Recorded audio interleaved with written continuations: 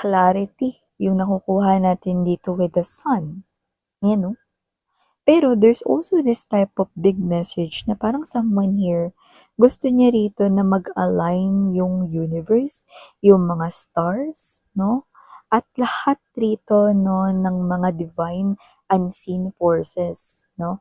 Kasi parang wala sa balance ngayon ang kanyang life. So there will be clarity here coming in for this person. It could be you, but I do see that this could be someone here dealing or connecting sa'yo. Clarity with the sun. Oh, looks like parang nagtatalo ang kanyang isip, no? At ang kanyang emosyon. Parang may rumble. Parang ganun. So, alamin natin. Rumble sa loob niya, ha? Pero, linawin ko lang, walang diarrhea dito. Pasintabi sa kumakain.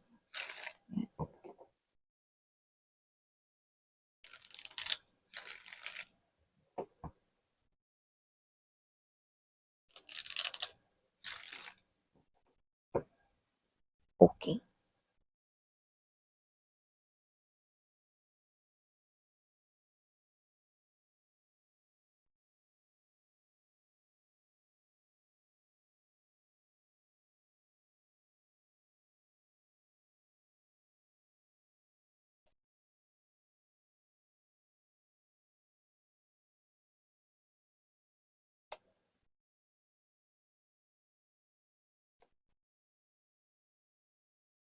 Kung sino man itong energy na 'to mga babes 'no, ikaw yung laman ng isipan niya at pinapakita rito 'no, na, yung mga parang mga bagay na iniisip niya about you guys 'no. Actually, laman ka ng isipan niya, pero I also want to say na ikaw pa rin ang laman ng isipan niya. So yeah, definitely, no, because the Six of Cups, no, is very strong right here. So there is a high chance that this person here is someone na meron kayong history, yan, no, whether that's legendary, but this is something here na nakakonect na ninyo sa inyong nakaraan or past. Yan, no? So, let me finish first yung pag-lay ng ating energy sa table. Yan. So, pasensya na kayo sa boses ko, mga babes. Nag-video kasi kami ng mga college friends ko yesterday. Yes! Nakita-kita kami ng aking mga chingodols, ano, mga friends. Oh. Five of Cups. Ang energy ng person na ka-deal ninyo dito, no? Para sa ating outcome in the future. Okay? So, timeless ito mga mahal. Kaya naman, pwedeng ito ay nangyari na sa iba sa inyo. Sa iba naman nangyayari na ngayon sa present moment. At sa iba naman ay mangyayari pa lamang sa kanilang future. And, batiin ko muna ang lahat. Hi new viewers, ako po si Yan. Welcome. At sa mga returning na mga tambayers ko, thank you sa inyong walang sawang support and love for me. And wala po tayong gender, alam niyo naman yan, pero uulitin ko pa rin, para walang makalimutan. So yun nga, babae, lalaki, LGBT, everybody welcome.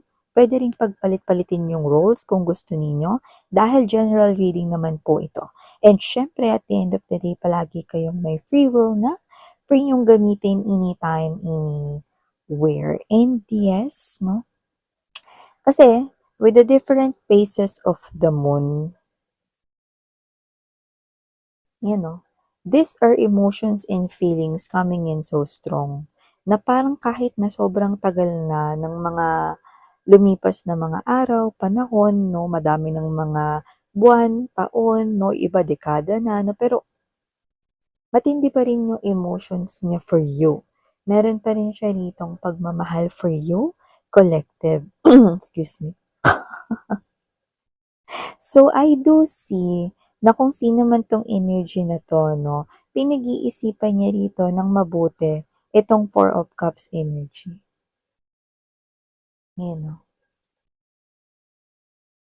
May emotions and feelings siya sa'yo, pero pinag-iisipan niya rito kung i-o-offer niya ba 'yan, ang laki nung cup, 'di ba? Ito rin 'yun mga mahal, eh, oh, 'di ba? Same cup, tignan mo yung design, 'di ba?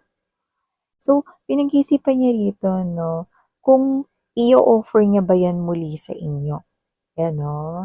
Because the Three of Cups is standing dito. So, ang pinag-iisipan niya rito 'no, ikaw ang laman ng isip niya rito 'no, is kung makipag-reconcile siya sa inyo, makipag-rekindle siya ulit ng connection 'no, or ng inyong relasyon 'no. You are stuck, on someone's mind right here. With the Eight of Swords to the Nine of Swords, this is strongly evident right here that this person keeps on thinking about you consistently. And when we say consistently, no, in Tagalog, it's tuloy-tuloy, araw-araw, maya't maya, no? Like always. Yan, no? So, nakikita ko rito na ikaw yung laman ng isip niya rito.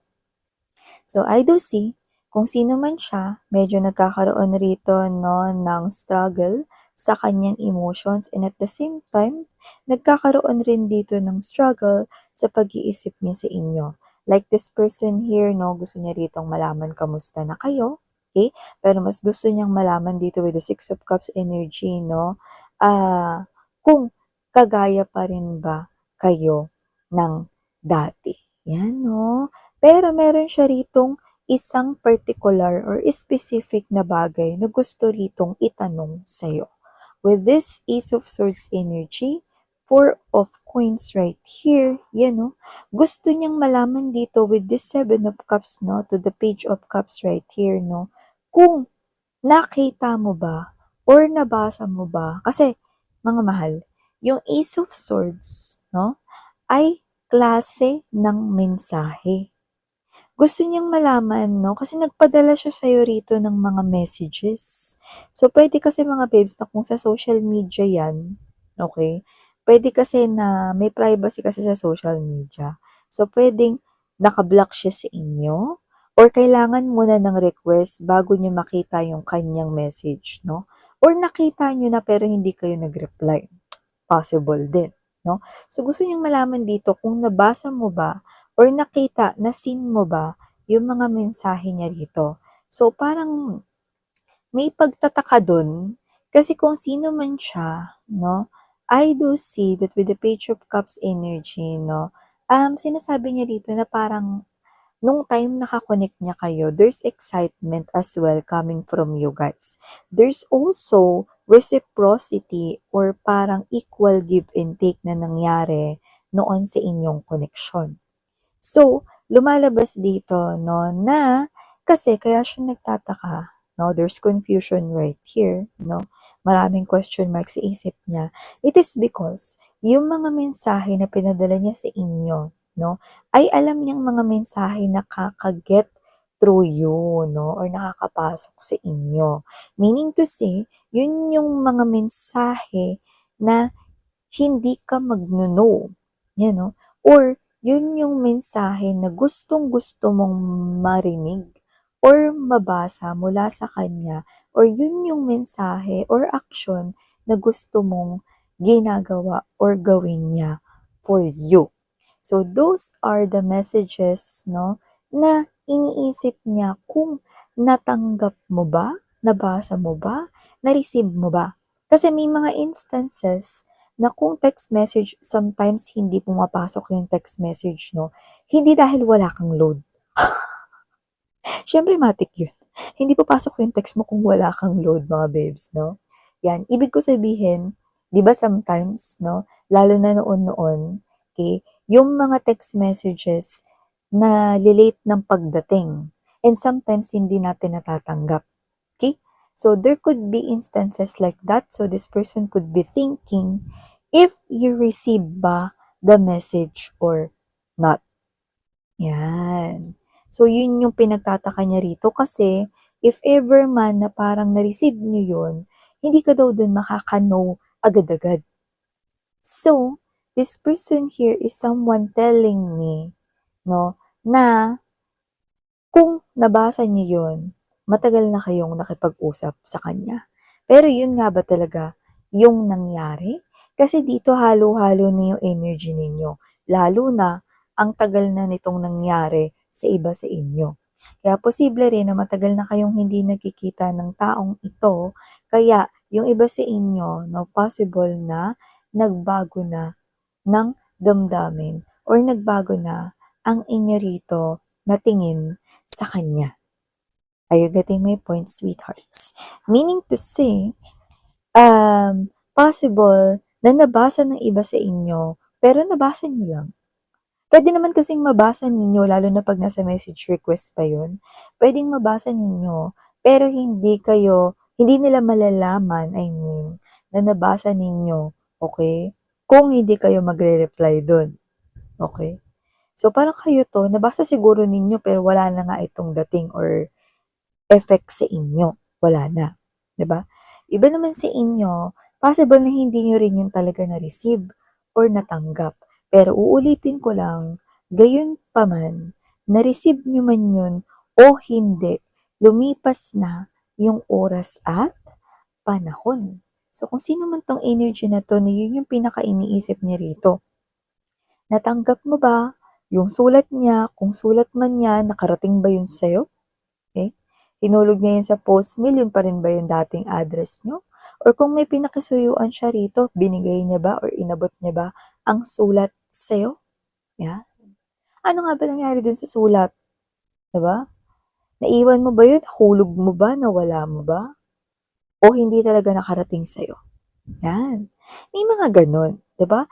Whether that's a form of letter, whether that's a form of email or social media platforms, like Facebook, Instagram, Viber, email, okay? It can happen, it's possible na hindi mo ma-receive iyon, okay? Hindi dahil wala kang wifi, wala kang mobile data or internet, no? Kundi may mga instances. Pero uulitin ko lang, okay? Lahat ng bagay ay may dahilan, may rason kung bakit nangyayari. Okay? So, yun yung ating purpose, one of our roles, is to find out on our own bakit hindi yun nakarating. Diba? So, ganun yung mga babes. No? And, yes, na mga babes, no? Kung sino man tong energy na to, this person here heavily thinks about you, okay? Kasi, meron pa siyang nararamdaman sa'yo, okay? So, this person here is someone na laman ka ng isip niya, ikaw pa rin yung laman ng isip niya. With this Three of Wands in reverse position, this person here still naglo-look back sa past. Actually, stuck siya sa past. Yan.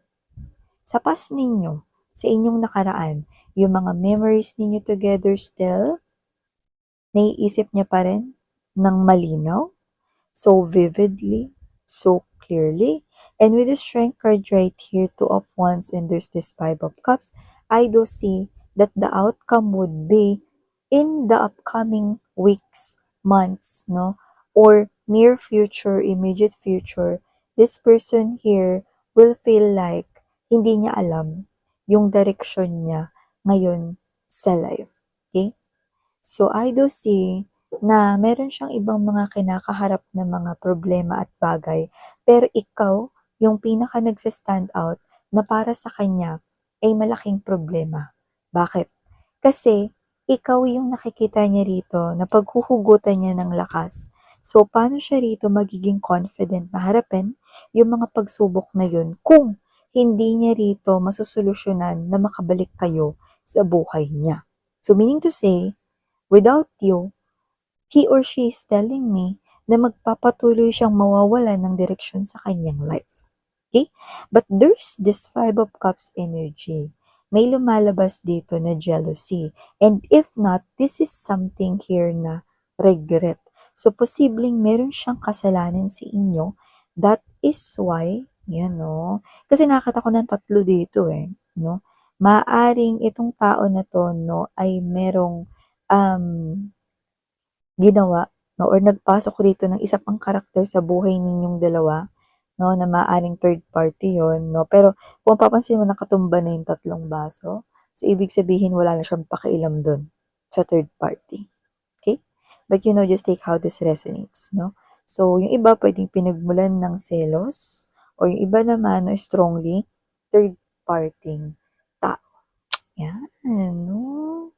So, kasi naman tong energy na to, no, alam mo, para sa kanya, pinaka nakakatakot na mangyari is yung magiging mag-isa siya sa life. Yan, no? Eh, bakit miss yan? Pwede naman siyang maghanap ng iba, no? Kagaya nga na sinabi ko kanina, sabi ko, laman ka ng isip niya. Pero gusto kong sabihin pa na ikaw pa rin ang laman ng isip niya. So, ibig sabihin, wala siyang ibang natingnan ng kagaya ng pagkatingin niya sa inyo. Or wala siyang ibang nakita na may potensyal maliban sa inyo. Kahit na may lumabas pang third person dito. Okay? Nakuha ninyo? So, ganun yun mga babes. So, ito yung mga mensaheng nakuha natin here, guys. Thank you so much. Again, Amen. Sarang hiyo, love and light. Have a nice day. And you.